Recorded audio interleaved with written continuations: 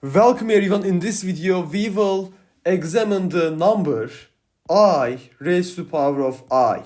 Here I is the imaginary unit, it is the square root of -1. Now I claim that this is a real number. And of course if you haven't seen the derivation of this, at first you shouldn't believe me because just look at this. How could this possibly be a real number?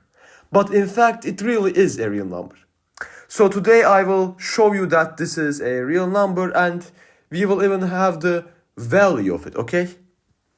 So let's get started. First, I want to consider any complex number z on the complex plane. So we would have a Cartesian plane, but this time instead of naming our axes as x and y, the horizontal will be the real line and the vertical will be the imaginary part. So the way we show this complex number z is through a vector like this, and it will have a length of r and it will be rotated through an angle of theta.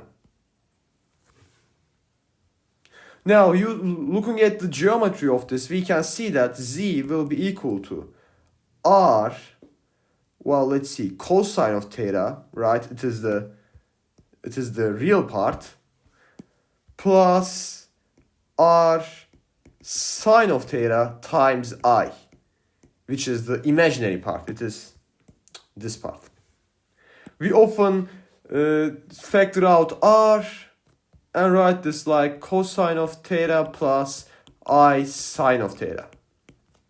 Okay, this is the general form of a complex number. And you can see that when this part is 0, you have a real number. Okay, cool. So, there is one more representation of this, and it is using Euler's formula. And I have a proof of Euler's formula in a previous video. You can access that video from the cards right now and also from the descriptions part. So as I showed in that video, by Euler's formula, this is also equal to r e raised to the power of I theta. Okay? Now, here comes the trick. I will first focus on this I.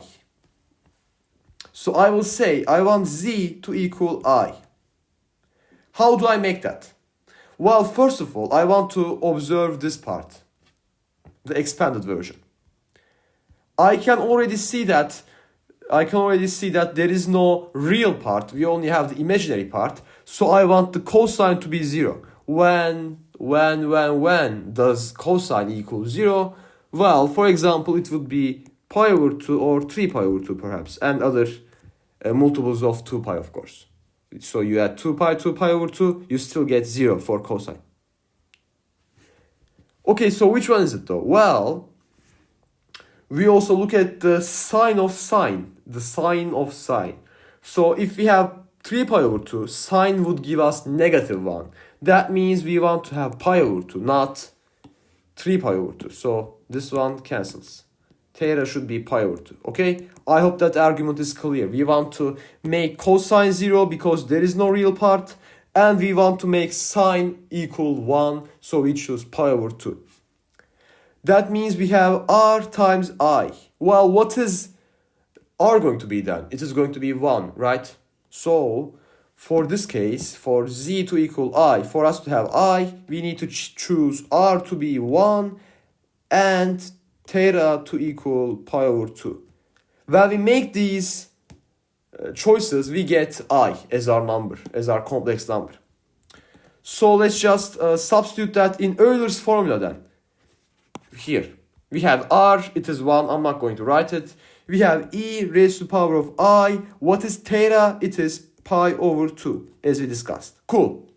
So what does this mean? This means that I raised to the power of I is equal to, we found an expression for I, so it will be e raised to the power of I pi over 2. This is the first I, remember. And then we have the second I, the exponent. When we have a multiplication, when we have something like this in the exponents, we can multiply them. So it is e raised to the power of I squared pi over 2.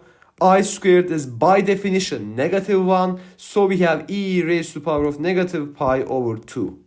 And this, my friends, is the value of I raised to the power of I. As you can notice, this is a real number. This has a value, and its value is, I calculated this beforehand. I'm not doing this in my mind, okay? So don't worry. This is going to be approximately equal to 0.208.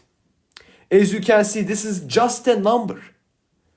Anyways, I really thought that the fact that when we raise I to the power of I, we get a real number. So I want to share this with you. If you have any questions, please write them in the comment section. I hope to see you in another video. Until then, take care.